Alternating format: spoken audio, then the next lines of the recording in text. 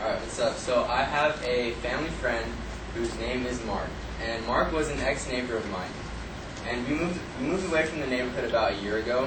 And just recently I had heard news that Mark had suffered a heart attack. And so upon receiving this news, I'm thinking to myself, how could this happen to such a close friend of mine? So I'm kind of remembering some times we had together, and I remember that his lifestyle wasn't that good. He was a really lazy person. He had fast food a lot, and he didn't include exercise as a part of his daily routine. And so I'm thinking this, and I'm thinking to myself, okay, this is kind of how some college students are. Sometimes we are lazy.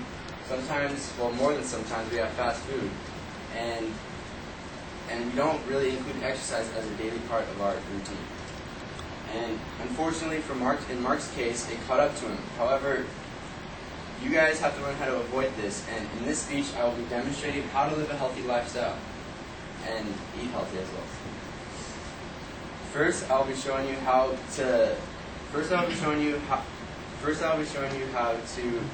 decide on which foods are better at fast food places. Second, I'll be showing you how exercise should be a part of your daily life. And third, I'll be showing you what foods to avoid and what foods you should be consuming. So first, let's start off with fast food. Now, us being college students, it's super easy for us to go down the street and pick up something at McDonald's. And there's 3 reasons because of that. One, because it's convenient. It's fast and it's cheap. It's convenient because there's so many fast food places like all over Southern California, and just around our campus there's so many fast food places. And it's cheap because they have dollar menus. You go to like McDonald's and you buy like 6 hamburgers for like $6 at the dollar menu. And it's fast because you go to the drive-thru and you get your food in like 5 minutes and you're out, just like that. And we need to learn how to make better decisions, because we know that we're not always going to be avoiding these fast food places, that we're going to have to resort to fast food once in a while. And with me today I have the McDonald's nutritional facts thing that I printed out. And I believe that everyone should have one of these tools because it's really helpful in deciding what you want to eat and what you shouldn't eat. And alright, so this thing, every restaurant is required to have it. All these big restaurant chains are required to have the nutritional facts printed for the public. And so it's really helpful because we can see what the food is really made of. So say you want to go into McDonald's and you want to order a Big Mac. Okay, so let's look at a Big Mac. We got a Big Mac right here. 7.5 ounces, 540 calories, 29 grams of total fat, 10 grams of saturated fat, and about 1,040 milligrams of sodium. Now that's not really that good. You look at the total grams of fat where it says the daily percent values. So you're getting 45% of your daily value of fat in just this one Big Mac. For saturated fat, where it has 10 grams, you're getting 50% of your daily value, which is half of what you need. And for sodium, it's about 43%. So we can see that the stats on the Big Mac aren't really that good. So by using this chart, we can find alternatives of what would be a healthier choice for us. So I had already found out that we have the premium grilled chicken classic sandwich. So with this sandwich, we have 7 ounces, which is about the same amount of food as a Big Mac. We have 350 calories, which is about 200 less calories than that of the Big Mac. We have 9 grams of total fat, which is significantly different than that of the Big Mac, which has 29. And we have about 820 milligrams of sodium. So as you can see, this choice would be better than that of the Big Mac, and that's why one of these is really helpful when you go to fast food places, because it helps you decide what you should and what you shouldn't get. Second, exercise. Now, exercise should be a really big part of your life, and the recommendations for exercise is about 5 days a week, 30 minutes a day. And this form of exercise varies, but one of the best forms of exercise you can do is walking.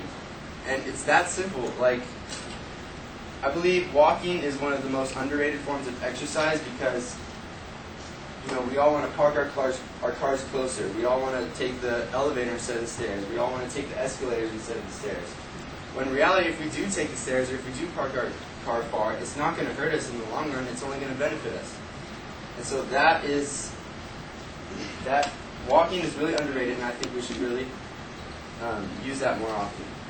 And the second thing I like to do is I like to jump rope, because jump roping is a good form of exercise. It's a good cardio work, and it burns about 850 calories an hour, and it's really simple. You just need to have a wide open space, and you just gotta yeah, well, you shouldn't do it in the classroom, but it's a really good form of exercise, and like I said, it burns about 850 calories an hour, so that's a pretty good exercise right there. And I mentioned walking. Walking burns about 350 calories an hour, so if we take these two exercises and maybe add them into our daily routine, it will help us in the long run. Now, the last thing is deciding on what foods you should and shouldn't eat. Now, I believe there are two main food sources in this world. We have healthy foods and we have unhealthy foods. And unfortunately for us, the unhealthy foods are the ones that taste the best. And an example of this would be soda, because soda is cheap and soda is good. We all love soda. And the bad thing about soda is that it has in this 2-liter bottle of Pepsi, we have 230 grams of sugar just in this one bottle. In one can, you have 41 grams of sugar. And sugar is not that good for us. If we have a high amount of sugar in our bodies, it can lead to type 2 diabetes, heart problems, all this stuff we want to avoid. So a better choice for a drink would be something like apple juice or apple cider, something like that, a good fruit juice. Now, the thing about the fruit juice is that you have to make sure that it's 100% fruit juice, because the sugar in the fruit juice is natural sugar, whereas in the Pepsi, you have artificial sugar and you have artificial sweeteners, which are not that good. So if you compare the two, yeah, this is high in sugar, but it's not as bad as this. So you need to make better decisions on how to do that. So today I have demonstrated how to live a healthy lifestyle. First, we need to make better decisions on fast food and the things we eat at fast food restaurants. Second, we need to include exercise as a daily part of our routine. And third, we need to make better decisions regarding what we eat and what we drink.